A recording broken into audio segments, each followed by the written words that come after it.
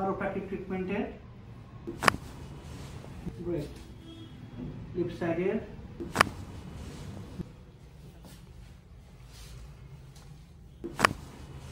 Perfect.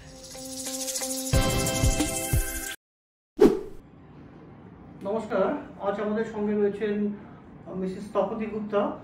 উনি ক্যালকাটা ইউনিভার্সিটির ইংলিশের হেড অফ দ্য ডিপার্টমেন্ট, এখন রিটায়ার করেছেন। তো উনি খুবই অ্যাক্টিভ পারসন, আর ওনার এখন যে সমস্যা হচ্ছে উনি একটু হাঁটুর ব্যথায় ভুগছেন বেশ কয়েকদিন ধরে। তো ওনার বেসিক্যালি খুব সিম্পল, যেটা সবাই ভোগেন, আমাদের বাড়ির সব বয়স্ক মানুষেরাই সেটা ভোগেন, সেটা হচ্ছে অস্টিওআর্থ্রাইটিস অফ নি। তো ওনাকে খুব সহজভাবে কয়েকটা এক্সারসাইজ আমি ডেমনস্ট্রেট করব, যেটা আপনারা সবাই বাড়িতে করতে পারেন।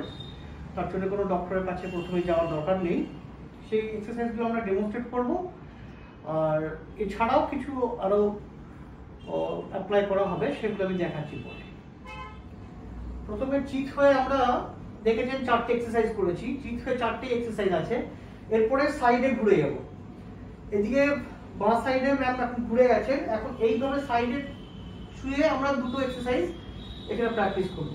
সাইডে এরকম শুয়ে থাকবো, পা দুটো এরকম ভাঁজ থাকবে, পা একটা পায়ের উপর একটা পা ভাঁজ থাকবে, হাত সামনের হাত নেমে থাকবে। এই এক্সারসাইজটা করার সময় সবচেয়ে মনে রাখতে হবে আমাদের মাথা আর পেট যাতে সোজাসুজি সাইডে থাকে, এটা যাতে ফেস সিলিং ফেস না করে।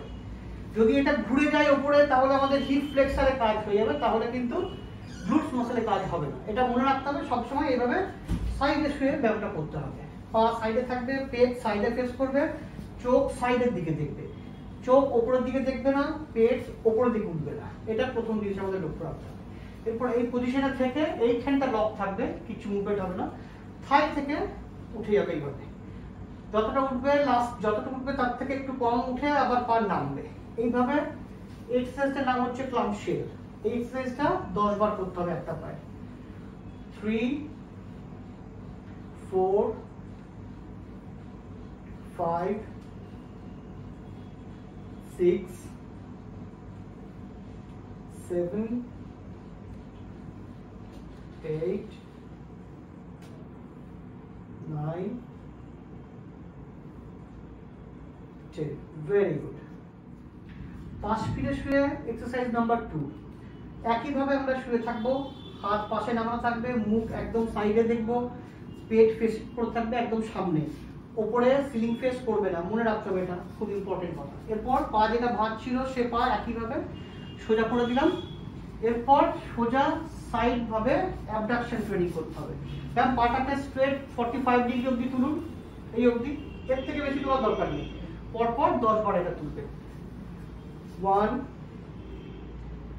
2 3 4 5 6 7 8 9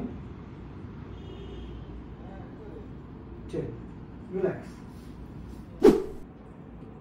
এই এক্সারসাইজ এটা বাম পায়ের জন্য হলো পুরোটা। একই জিনিস আমরা করব ডান দিকের জন্য। তার জন্য ওনাকে একটু ওদিকে ঘুরে যেতে হবে। ম্যাম একটু ওদিকে ঘুরে যান এবার।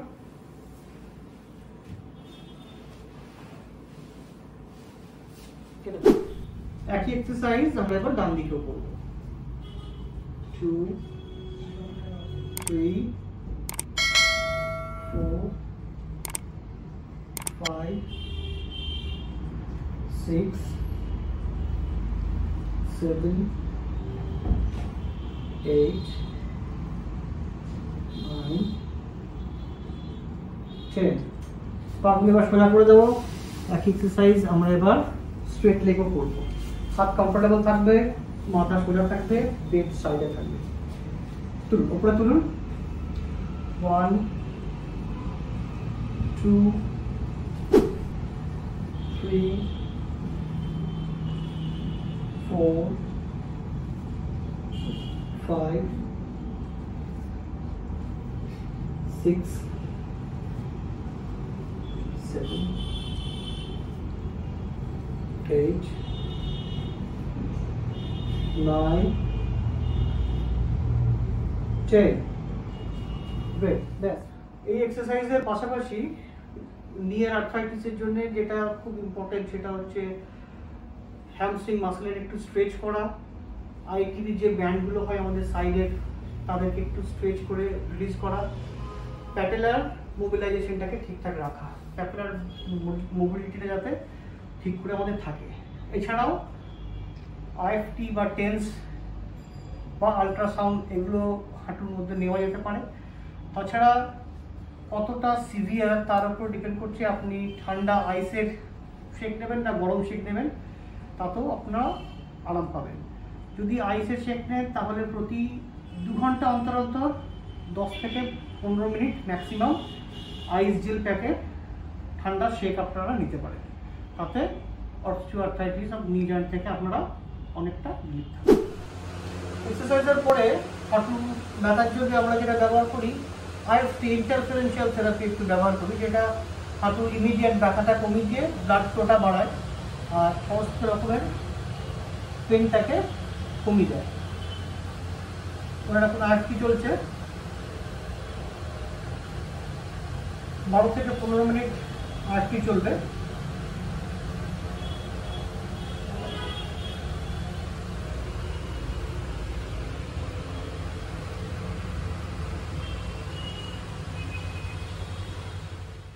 তো তার জন্য আমরা হ্যামস্ট্রিংগুলো খুব জেন্টলি স্ট্রেচ করব। প্রথমেই সাস্টেন স্ট্রেচ করব না, বয়স্ক মানুষদের জন্য একটু জেন্টলি ভাবে স্ট্রেচটা করব।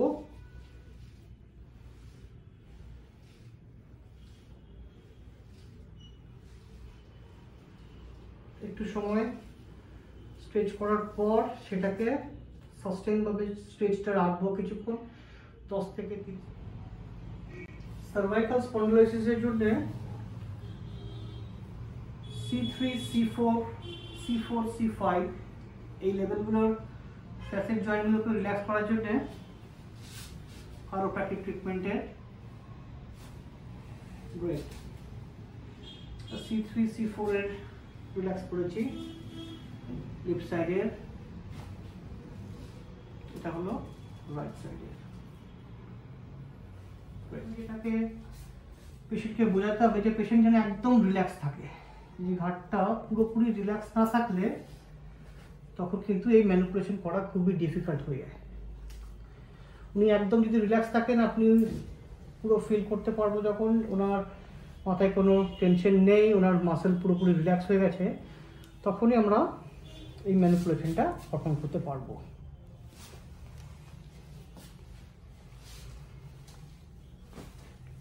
পারফেক্ট।